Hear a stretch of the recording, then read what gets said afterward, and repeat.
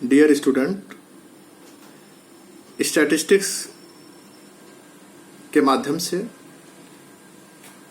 हम किसी ग्रुप की विशेषताओं का अध्ययन करते हैं। दो या दो से अधिक ग्रुप के आपस में रिलेशनशिप का अध्ययन करते हैं।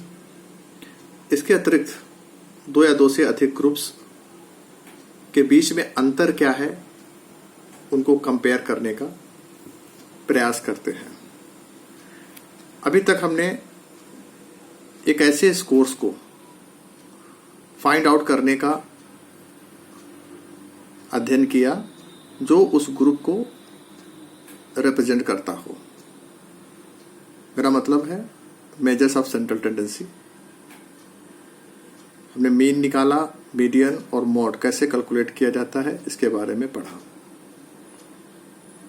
ये वो मेजर्स हैं जो ग्रुप को रिप्रेजेंट करते हैं। कोई एक स्कोर्स जो ग्रुप को रिप्रेजेंट करता है। लेकिन किसी ग्रुप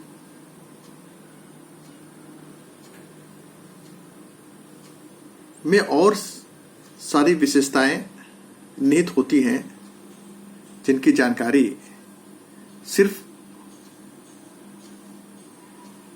एक स्कोर या कहें मीन या मीडियन या मॉड के माध्यम से हम नहीं प्राप्त कर सकते हैं।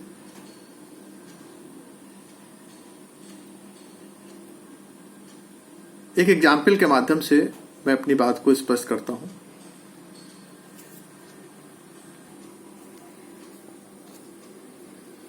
अब यहां देखिए, ये चार ग्रुप हैं, चार समूह हैं ए बी सी डी। इन चार समूह में कुछ स्कोर्स दिए गए हैं। जैसे ग्रुप ए में ये प्राप्तांक है, ये स्कोर्स है। ग्रुप बी में ये स्कोर्स दिए गए हैं 17, 18, 18, 18, 18, 19। इसी प्रकार ये स्कोर्स दिए गए हैं चार ग्रुप्स में। हम पहले ग्रुप का अगर मीन निकालें तो सिंपल हम जानते हैं कि स्कोर्स जो हैं उन सबको ऐड करेंगे और नंबर ऑफ स्कोर से हम डिवाइड करते हैं। तो ग्रुप ए का मीन निकालें तो वो आएगा 18। इसी प्रकार group B, group C, group D, इन तीनों का अगर हम मीन निकालें तो मीन वैल्यू जो है वो सभी की 18 होगी। अब प्रश्न ये उठता है कि क्या इस मीन वैल्यू के आधार पे हम कह सकते हैं कि ये चारों ग्रुप्स इक्वल हैं, समान हैं? वास्तव में हम देख रहे हैं कि इनके स्कोर्स के बीच में अंतर है। जहां पर मिनिमम स्कोर 16 और मैक्सिमम 20 दिया है, दूसरे स्कोर्स का स्कोर 18 है। तो इन ग्रुप को हम देखते हैं तो इनके स्कोर्स में हमें अंतर दिखाई देता है। इनके स्कोर्स में हमें एक स्प्रेड, एक वेरिएबिलिटी दिखाई देती है। तो इस वेरिएबिलिटी को, इस स्प्रेड को अध्ययन करने के लिए, ग्रुप की इन विशेषताओं को जानने के लिए हम मेजर्स ऑफ वेरिएबिलिटी कैलकुलेट करते हैं। चार प्रकार की मेजर्स ऑफ वेरिएबिलिटी होती हैं: range, quartile deviation, mean deviation और स्टैंडर्ड डेविएशन। स्टैंडर्ड डेविएशन ज़्यादा रिलायबल और स्टेबल मेजर्स ऑफ वेरिएबिलिटी है और अधिकांश स्टैटिस्टिक्स ऑपरेशन में हम इसका प्रयोग करते हैं। इसको बहुत अच्छे से सीखेंगे। क्वार्टाइल डेविएशन आप इसका भी प्रयोग करेंगे। तो इन्हें हम डिटेल में पढ़ेंगे, क्वार्टाइल डेविएशन और standard deviation. Range, this is the simplest measures of variability or dispersion, and simply you can calculate it by subtracting the lowest score from the highest score. And you see, during the calculation, only two extreme scores takes part and ignore others individual scores.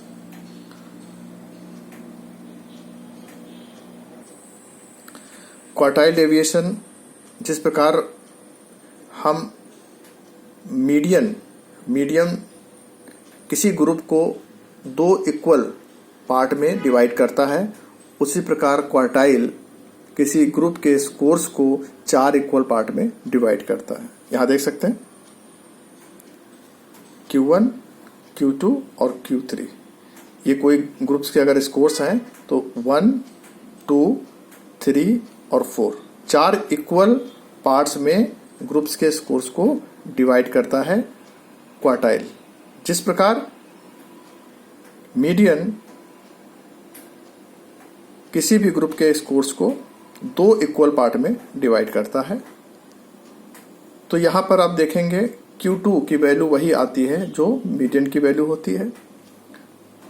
Q1 first quartile है, Q2 second quartile और Q3 third quartile हम बोलते हैं। अगर scores को हम ascending या descending order में रखें तो Q1 से नीचे 25% स्कोर्स होंगे, Q2 के नीचे टोटल 50% होंगे और Q2 और Q3 के बीच में 25% एबव स्कोर्स होंगे। अगर असेंडिंग ऑर्डर में रखते हैं तो ये बेलो होंगे, Q1 बेलो स्कोर्स होंगे जिनकी वैल्यू Q1 से कम होगी, करीब 25% कम स्कोर्स 25% स्कोर्स होंगे जिनकी वैल्यू Q1 से कम होगी। इसी प्रकार Q3 वो स्कोर होगा जिसके नीचे उससे कम स्कोर्स के 50% स्कोर्स होंगे। और इस तरह से हम ये क्वार्टाइल चतुर्थांश ये किसी ग्रुप को 4 इक्वल पार्ट में बांटता है। अब क्वार्टाइल डेविएशन हम कैसे कैलकुलेट करते हैं, इसके लिए सिंपल फार्मूला होता है Q equal to Q3 minus Q1 upon 2, जिसमें Q3 माइनस Q1 ये इंटर क्वार्टाइल रेंज होती है। इसका कैलकुलेशन बिल्कुल वैसे है जैसे हम मीडियन को कैलकुलेट करते आए हैं।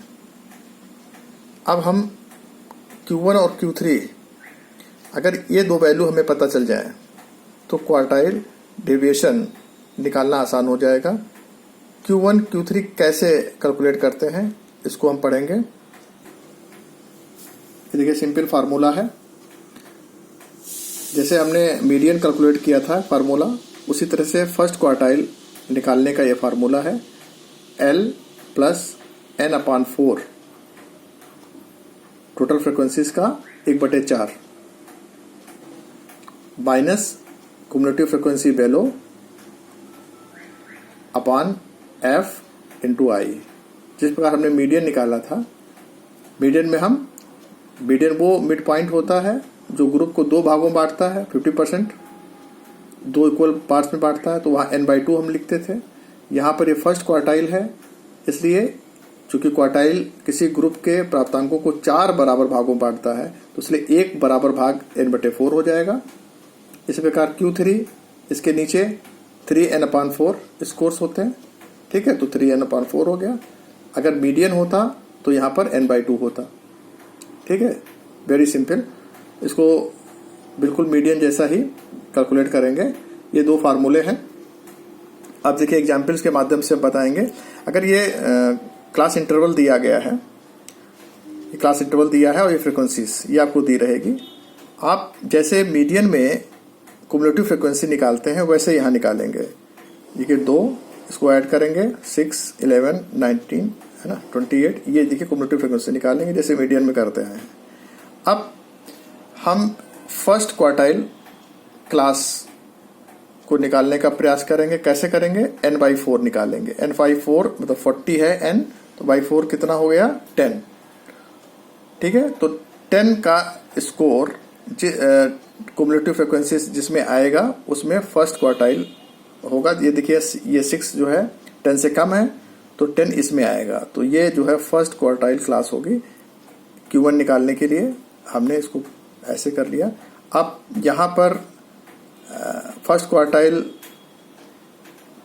निकालने के लिए इसकी लोअर लिमिट L ये 39.5 होगी, F 5 होगी और कुमुलेटिव फ्रिक्वेंसी बेलो 6 होगा और F जो है ये 5 होगी। सिंपल फार्मूले में हम रखेंगे, फार्मूला हमारा ये है Q1 equal to L plus N upon 4 minus C F B into F into I. इस पर हम रखेंगे, ये सारी वैल्यूज दी हुई हैं। सिंपल ये देखिए L ये सब कैलकुलेट हो गया, इस फार्मूले में रखेंगे तो 43.5 आया। ये क्या है? ये Q1 है, Q1। इसी प्रकार Q3 निकालते हैं। Q3 में हम 3N अपान 4 लेंगे क्योंकि ग्रुप जो है वो 4 इक्वल पार्ट में बटा हुआ है उसके स्कोर्स। तो Q3 से नीचे जो है 3N अपान 4 स्कोर्स होते हैं, ठीक है। इसके बाद इसको निकालने के बाद हम देखेंगे कि 3N अपान 4 की वैल्यू, 3N अपान 4 की वैल्यू वो है 30।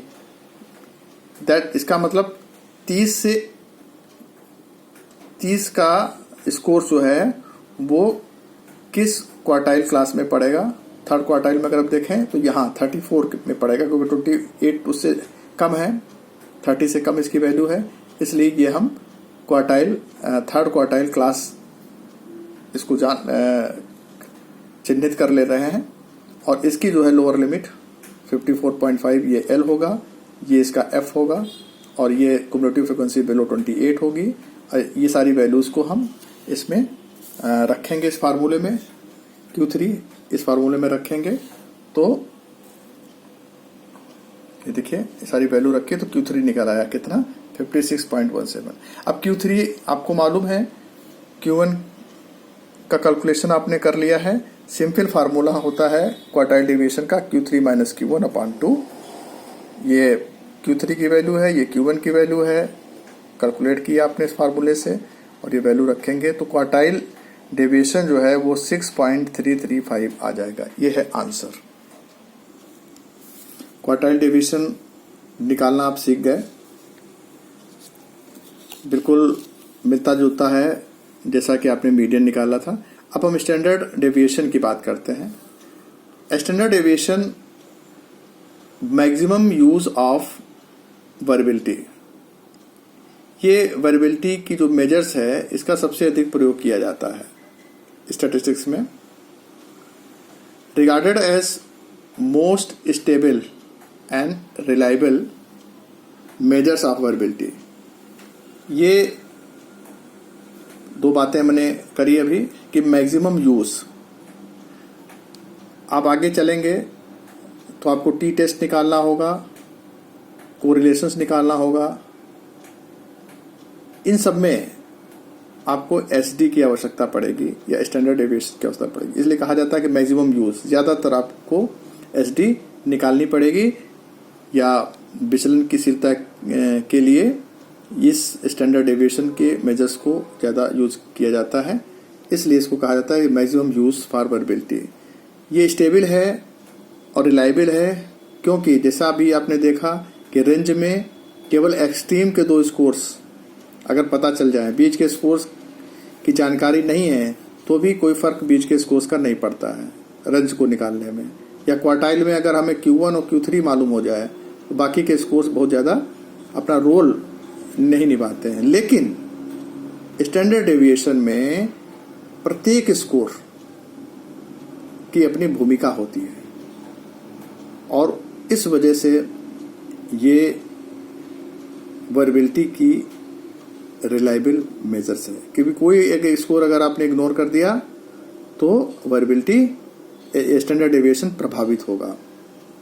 बेस्ड ऑन एवरी स्कोर्स लिखा, based on every scores, that's why this measures of variability is more stable and reliable. It is expressed by the Greek letter sigma.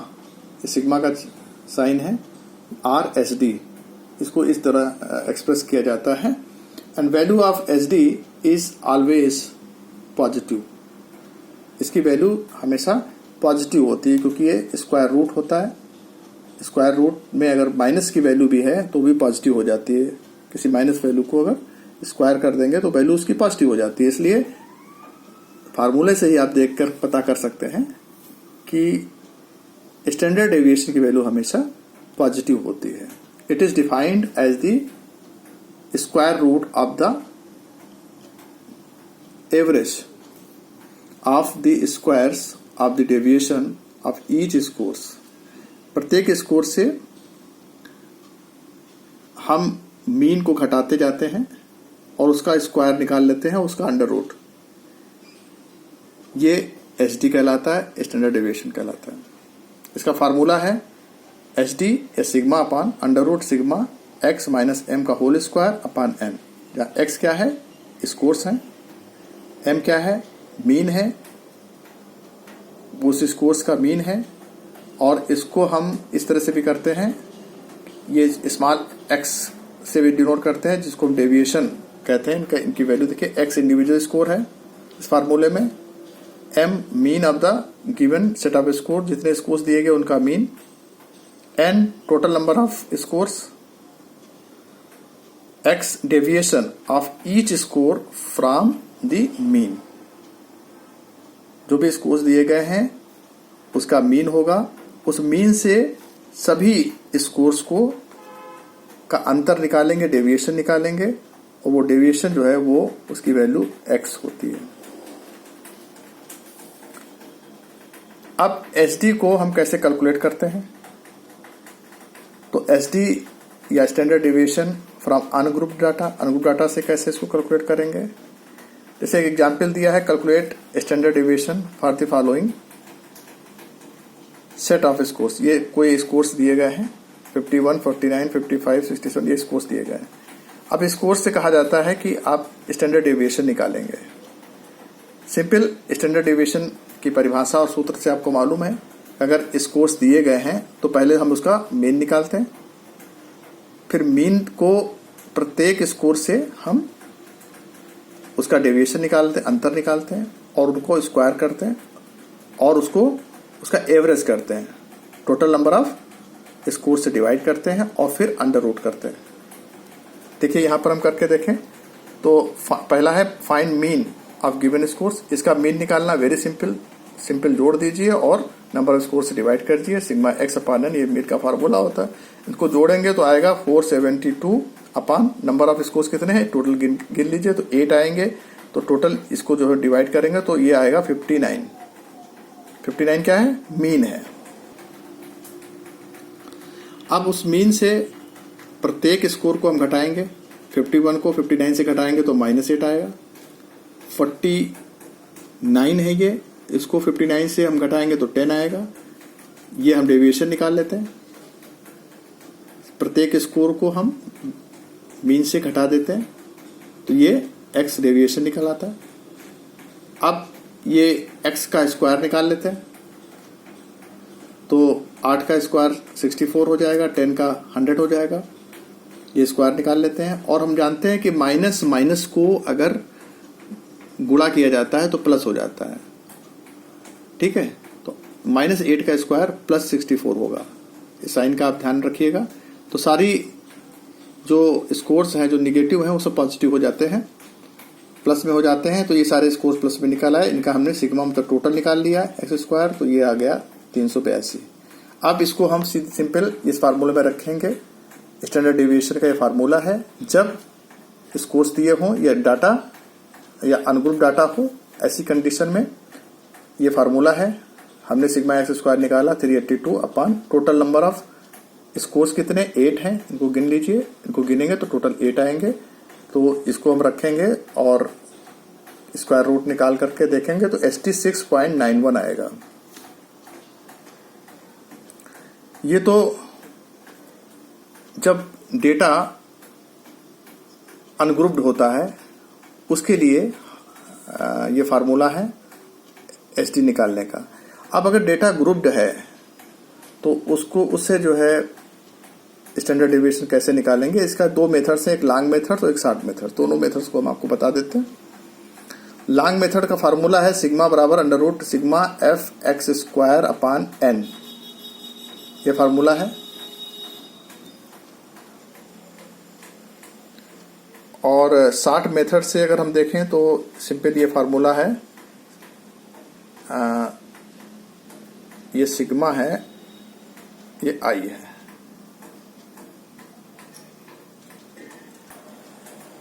ये sigma I under root sigma F D square upon N minus sigma F D upon N का whole square, ये formula है। अभी एक examples के माध्यम से हम कैलकुलेट करेंगे कि लॉन्ग मेथड से स्टैंडर्ड डेविएशन कैसे कैलकुलेट किया जाता है और शॉर्ट मेथड से स्टैंडर्ड डेविएशन कैसे कैलकुलेट हम करते हैं।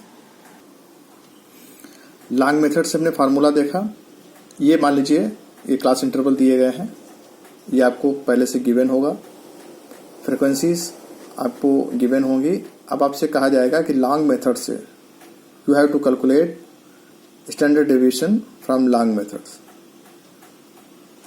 पहला काम यह है कि मिड पॉइंट हम निकाल लेते हैं।